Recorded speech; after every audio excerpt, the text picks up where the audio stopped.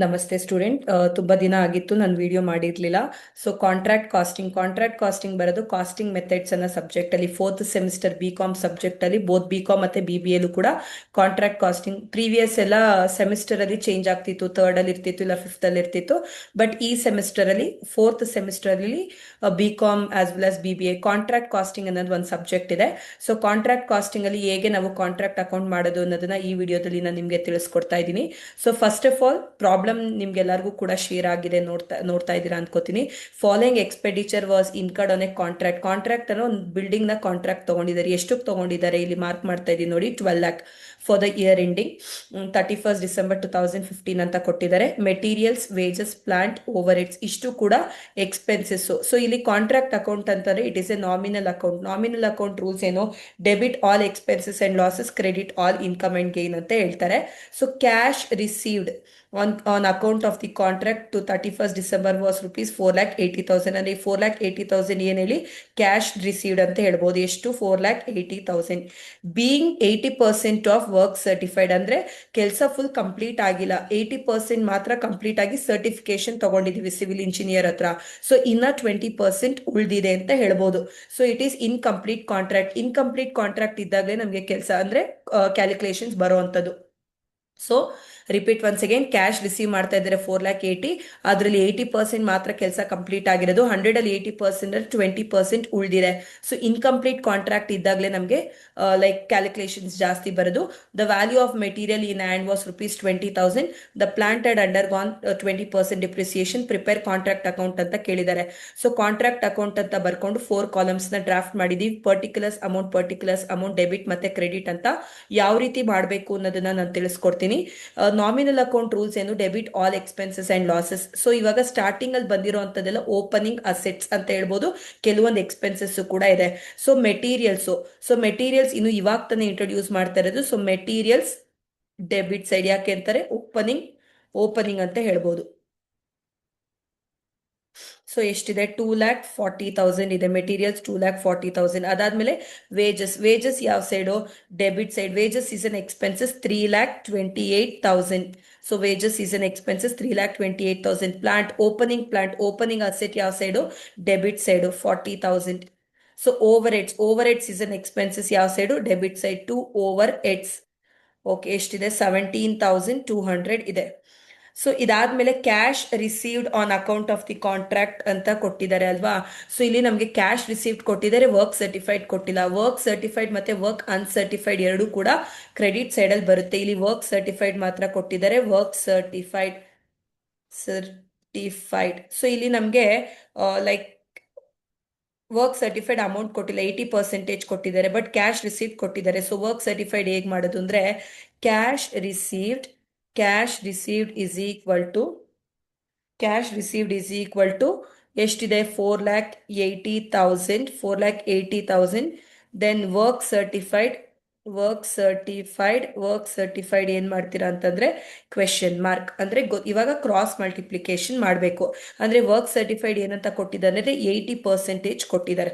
So ಈಗ cross multiplication ಅಂದ್ರೆ ನಾವು ಹೇಗ್ ಮಾಡ್ತೀವಿ ಅಂತಂದ್ರೆ 100%ಗೆ ಎಷ್ಟು ಅಂತ ಕ್ಯಾಲ್ಕುಲೇಟ್ ಮಾಡಬೇಕು. ಸೊ ಇವಾಗ ಹೇಗೆ ಅಂತಂದ್ರೆ work certified is equal to 4,80,000. ಏನಿದು? 4,80,000 cash received into 100 divided by 80 reverse ಆಗುತ್ತೆ. 80 ಡಿವೈಡೆಡ್ ಬೈ 100 ಅಲ್ಲ, 100 ಡಿವೈಡೆಡ್ ಬೈ 80. ಸೊ ಈ ರೀತಿ ಮಾಡ್ತೀರಾ ಅಂತಂದ್ರೆ ನಮಗೆ work certified will be how much? Calculate ಮಾಡ್ತಂದ್ರೆ work certified will be 6 lakh. So work certified will be 6 lakh. So ಇಲ್ಲಿ ನಾವು 6 lakh ತಗೋತೀವಿ. 6 lakh ಹೇಗೆ ಅಂತಂದ್ರೆ ಕ್ಯಾಶ್ ರಿಸೀವ್ಡ್ ಕೊಟ್ಟಿದ್ದಾರೆ, ವರ್ಕ್ ಸರ್ಟಿಫೈಡ್ ಪರ್ಸೆಂಟೇಜ್ ಕೊಟ್ಟಿದ್ದಾರೆ. ಸೊ 4,80,000ಗೆ 80% ಆದ್ರೆ ಕ್ವೆಶನ್ ಮಾರ್ಕ್ 100%ಗೆ ಹೇಗೆ ಅಂತ ನಾವು ಕ್ರಾಸ್ ಮಲ್ಟಿಪ್ಲಿಕೇಶನ್ ಮಾಡಿರೋದು. ಕ್ರಾಸ್ ಮಲ್ಟಿಪ್ಲಿಕೇಶನ್ ಹೇಗೆ? 4,80,000 ಇಂಟು 100 ಡಿವೈಡೆಡ್ ಬೈ 80. ಅಕಸ್ಮಾತ್ ವರ್ಕ್ ಸರ್ಟಿಫೈಡ್ ಅಮೌಂಟೇ ಡೈರೆಕ್ಟ್ ಆಗಿ ಕೊಟ್ಟಿದ್ರೆ ಡೈರೆಕ್ಟ್ ಆಗಿ ತಗೋತಾ ಇದ್ವಿ, ಸರಿನಾ? So next the value of material in hand. ಕೊನೆಯಲ್ಲಿ ಉಳಿದಿರೋಂಥದ್ದು ಅಂದ್ರೆ closing by materials by materials in and by materials in and ಎಷ್ಟು 20,000 ಅಂತ ಹೇಳ್ತಿದ್ದಾರೆ. ಮತ್ತೆ the plant and undergone depreciation ಅಂತ ಕೊಟ್ಟಿದ್ದಾರೆ. ಬೈ ಪ್ಲಾಂಟ್ ಕ್ಲೋಸಿಂಗ್ ಅಲ್ಲಿ ತೋರಿಸ್ಬೇಕು. ಬೈ ಪ್ಲಾಂಟ್ ಓಪನಿಂಗ್ ಪ್ಲಾಂಟ್ ಎಷ್ಟಿತ್ತು 40,000. ಓಪನಿಂಗ್ ಪ್ಲಾಂಟ್ ಎಷ್ಟು 40,000 ಲೆಸ್ ಡಿಪ್ರಿಸಿಯೇಷನ್ 40,000 ಮೇಲೆ 20%. 40,000 ಇಂಟು 20% ಅಂತಂದ್ರೆ ಎಷ್ಟು ಬರುತ್ತೆ 8,000. 8,000 ಬ್ರಾಕೆಟ್ ಅಲ್ಲಿ ತಗೋತೀರಾ. ಸೊ ಬ್ರಾಕೆಟ್ ಅಲ್ಲಿ ತಗೊಂಡು ನಮ್ಗೆ ಎಷ್ಟು ಉಳಿಯುತ್ತೆ 32,000. ಸೊ ಇಷ್ಟು ಆಯ್ತು. ಸೊ ಯಾಕೆ ಅಂತಾರೆ ಡಿಪ್ರಿಸಿಯೇಷನ್. ಸೊ ನಮ್ಗೆ ಓಪನಿಂಗ್ 40,000 ಇತ್ತು, ಡಿಪ್ರಿಸಿಯೇಷನ್ ಉಳ್ದಾದ್ಮೇಲೆ ನಮ್ಮ ಹತ್ರ ಕ್ಲೋಸಿಂಗ್ ಪ್ಲಾಂಟ್ ಇಷ್ಟಿದೆ ಅಂತ ಅರ್ಥ, ಸರಿನಾ. ಸೊ ಈಗ ಬೇರೆ ಇನ್ನೆಲ್ಲ ಎಕ್ಸ್ಪೆನ್ಸಸ್ ಎಲ್ಲ ಐಟಮ್ಸ್ ಎಲ್ಲ ಹಾಕೊಂಡಿದ್ದಾಯ್ತು. ಇವಾಗ ಯಾವ ಸೈಡ್ ಜಾಸ್ತಿ ಇದೆ ಅಂತ ನೋಡ್ಬೇಕು. ಸೊ ಈ ಕ್ವೆಶನ್ ಅಲ್ಲಿ ಕ್ರೆಡಿಟ್ ಸೈಡ್ ಅಲ್ಲಿ ಜಾಸ್ತಿ ಇದೆ. ಎಷ್ಟು 6,52,000. ಸೊ ಎರಡು ಸೈಡು 6,52,000 ಅಂತ ಬರ್ಕೋತೀರಾ. 6,52,000 ಬರ್ಕೊಂಡಾದ್ಮೇಲೆ ಡೆಬಿಟ್ ಐಟಮ್ಸ್ನೆಲ್ಲ ಮೈನಸ್ ಮಾಡ್ತೀರಾ. ಮೈನಸ್ ಮಾಡ್ತಾರೆ 26,800. ಈ 26,800 ನಾವೇನಂತ ಕರಿತೀವಿ ಟು ನೋಷನಲ್ ಪ್ರಾಫಿಟ್ ಅಂತ ಕರಿತೀವಿ. ಎಷ್ಟು 26,800. ಕ್ವೆಶನ್ ಇಲ್ಲಿಗೆ ಕಂಪ್ಲೀಟ್ ಆಗಿಲ್ಲ. ಸೊ ಆನ್ಸರ್ ನಾವು ಇಲ್ಲಿಗೆ ಕಂಪ್ಲೀಟ್ ಆಗಿಲ್ಲ. ನಮ್ಗೆ ಇನ್ನ ಸ್ವಲ್ಪ ಸ್ಟೆಪ್ಸ್ ಫಾಲೋ ಮಾಡಬೇಕು. ಏನದು ಅಂತಂದ್ರೆ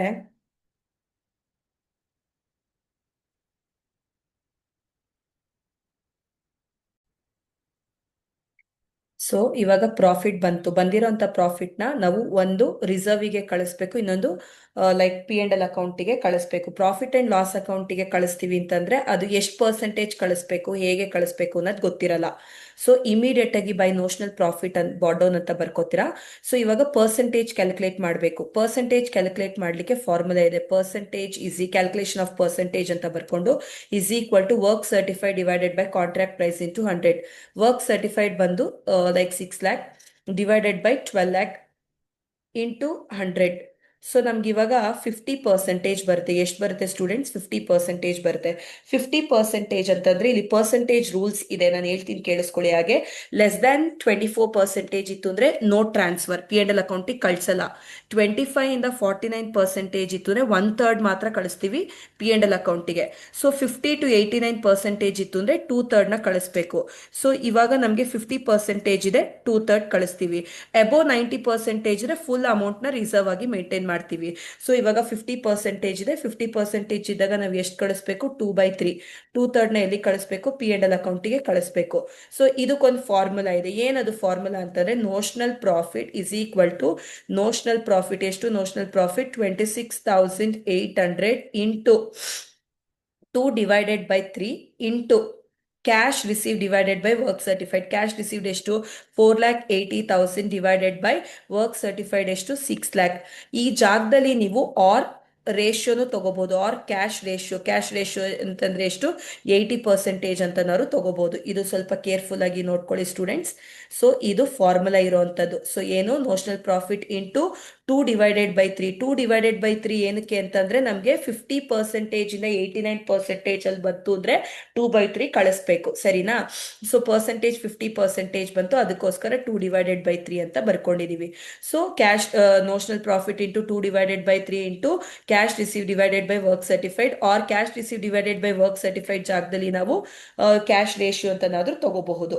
ಸೊ ಇವಾಗ ಎಷ್ಟು ಬರುತ್ತೆ ಅಂತಂದ್ರೆ ಕಂಪ್ಯೂಟ್ ಮಾಡಿದಾಗ 14,293. 14,293 ನಾವು ಎಲ್ಲಿಗೆ ಕಳಿಸ್ತೀವಿ ಅಂದ್ರೆ ಪ್ರಾಫಿಟ್ ಅಂಡ್ ಲಾಸ್ ಅಕೌಂಟಿಗೆ ಕಳಿಸ್ತೀವಿ.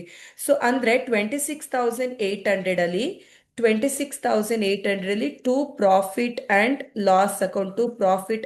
ಲಾಸ್ ಅಕೌಂಟಿಗೆ 14,293 ನ ಕಳಿಸ್ತೀವಿ ಅಂದ್ರೆ ರಿಮೈನಿಂಗ್ ಅಮೌಂಟ್ ಎಷ್ಟು ಬರುತ್ತೆ 12,507. ಅದರಲ್ಲಿ 26,800 ಅಲ್ಲಿ 14,293 ನ P&L ಅಕೌಂಟಿಗೆ ಕಳಿಸಿದ್ರೆ ರಿಮೈನಿಂಗ್ 12,507 ನ ಟು ರಿಸರ್ವ್ ಆಗಿ ಮೇಂಟೈನ್ ಮಾಡಬೇಕಾಗುತ್ತೆ.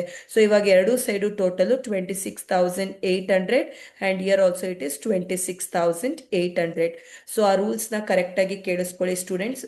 ಸೊ ನಮ್ಗೆ ಆ ರೂಲ್ಸ್ ಏನಂತಂದ್ರೆ ಲೆಸ್ ದ್ಯಾನ್ 24% ಇತ್ತು ಅಂದ್ರೆ ನೋ ಟ್ರಾನ್ಸ್ಫರ್, 25 ಇಂದ 49 ಅಂತಂದ್ರೆ 1/3, 50 to 18 ಅಂದ್ರೆ 2/3, ಎಬೋ 90 ಅಂತಾರೆ ಫುಲ್ ರಿಸರ್ವ್ ಆಗಿನೇ ಮೇಂಟೈನ್ ಮಾಡಬೇಕು. ಸೊ ಇವಾಗ ಇಲ್ಲಿ ನಮಗೆ 50% ಬಂತು, ಅದಕ್ಕೋಸ್ಕರ 2/3ನ ಟ್ರಾನ್ಸ್ಫರ್ ಮಾಡ್ತಾ ಇದೀವಿ. ಸೊ ಫಾರ್ಮುಲಾ ಅಪ್ಲೈ ಮಾಡ್ತೀರಾ, ಫಾರ್ಮುಲಾ ಅಪ್ಲೈ ಮಾಡಿ ಸೊ ಎಷ್ಟು ಬಂದಿದೆ ಅದನ್ನ P&L ಅಕೌಂಟಿಗೆ ಕಳಿಸ್ತೀರಾ. ರಿಮೈನಿಂಗ್ ಅಮೌಂಟ್ನ ರಿಸರ್ವ್ ಆಗಿ ಮೇಂಟೈನ್ ಮಾಡಬೇಕಾಗುತ್ತೆ. ಇದು ನಾವು ಕಾಂಟ್ರಾಕ್ಟ್ ಅಕೌಂಟ್ ಅಲ್ಲಿ ಮಾಡುವಂಥದ್ದು. ವೆರಿ ಫಸ್ಟ್ ಕ್ವೆಶನ್ಗೆ ಆನ್ಸರ್ ಮಾಡಿರುವಂಥದ್ದು. ಫರ್ದರ್ ನೆಕ್ಸ್ಟ್ ವಿಡಿಯೋಸ್ ಅಲ್ಲಿ ಶೇರ್ ಮಾಡ್ತಾ ಇರ್ತೀನಿ. ನನ್ನ ಚಾನೆಲ್ ರೆಗ್ಯುಲರ್ ಆಗಿ ನೋಡ್ತಾ ಇರಿ. Thank you students.